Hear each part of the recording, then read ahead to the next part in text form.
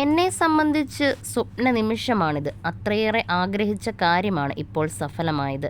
കാലങ്ങളായി വലിയ സ്വപ്നമായി മനസ്സിൽ കൊണ്ടു നടന്ന കാര്യം സഫലമായതിൻ്റെ പുതിയ തുടക്കം. എൻ്റെ സ്വപ്നഭവനം, സ്വപ്നം യാഥാർത്ഥ്യമായ നിമിഷമാണിത്. എനിക്കിത് വെറുമൊരു വീട് മാത്രമല്ല, ദൈവത്തിൻ്റെ സമ്മാനമാണ്. ഗുളൂസ് ഹെവൻ എന്നായിരുന്നു വീടിന് പേരിട്ടത്. കാലങ്ങളായി ഇതേക്കുറിച്ച് ആലോചിച്ച് ഉറക്കം പോലും വരാറില്ലായിരുന്നു. എല്ലാ പ്രാർത്ഥനകളിലും ഇതായിരുന്നു. കഠിനാധ്വാനത്തിൻ്റെ ഫലം കൂടിയാണ് ഇതെന്നും അൻഷിത പറയുന്നു. പ്രതിസന്ധി ഘട്ടങ്ങളിൽ താങ്ങായി എനിക്കൊപ്പം നിന്നവരെ നന്ദിയോടെ ഞാൻ ഓർക്കും. നിങ്ങളുടെ സ്നേഹവും പിന്തുണയുമാണ് എന്നെ നയിച്ചത്. സംശയം കാരണം ഞാൻ സ്റ്റക്കായപ്പോഴും ആ സമയത്തും എന്നെ വിഷമിപ്പിച്ചവരുണ്ടായിരുന്നു. സത്യം പറഞ്ഞാൽ അവരാണ് എന്നെ ശക്തയാക്കിയത്.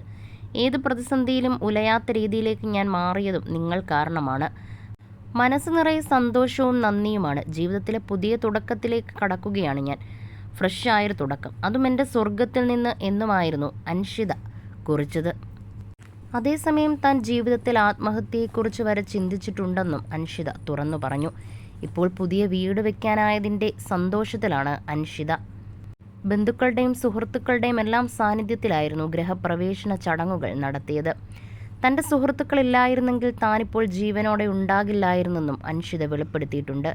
തമിഴിൽ ബിഗ് ബോസ് മത്സരാർത്ഥിയായി എത്തുന്ന താരം തന്നെ പരിചയപ്പെടുത്തിയ ഇൻട്രോ വീഡിയോയിലാണ് ജീവിതത്തിൽ താൻ നേരിട്ട വെല്ലുവിളികളെക്കുറിച്ചൊക്കെ തുറന്നു പറഞ്ഞത്. താൻ ജനിച്ചതും വളർന്നതുമൊക്കെ കേരളത്തിലാണ്. നിങ്ങൾക്കെല്ലാവർക്കും എന്നെ ചെല്ലമ്മയായിട്ടാകും അറിയുക. ചെല്ലമ്മയെ ഇഷ്ടപ്പെടുന്ന ഒരുപാട് പേരുണ്ട്. എന്നാൽ അൻഷിതയെ പലർക്കും അറിയില്ല.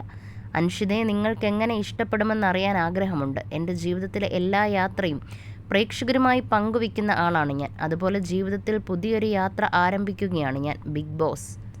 എൻ്റെ അഭിനയ ജീവിതത്തെക്കുറിച്ച് പറയുകയാണെങ്കിൽ മലയാളത്തിൽ ഞാൻ ചെറിയ ചെറിയ വേഷങ്ങളായിരുന്നു ആദ്യം ചെയ്തിരുന്നത്. അതിനുശേഷമാണ് കൂടെവിടെ സീരിയലിൽ നായികയായി വരുന്നത്.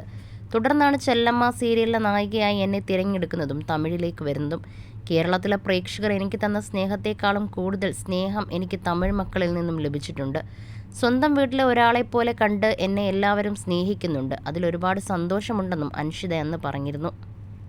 തൻ്റെ അമ്മയാണ് തനിക്കെല്ലാം. അവർ കാരണമാണ് 10 പേർ ഇന്ന് എന്നെ അറിയുന്നത്. എൻ്റെ ചെറിയ പ്രായത്തിൽ തന്നെ അച്ഛനും അമ്മയും വിവാഹമോചിതരായതാണ്. അന്ന് മുതൽ എൻ്റെ എല്ലാം നോക്കുന്നത് അമ്മയാണ്.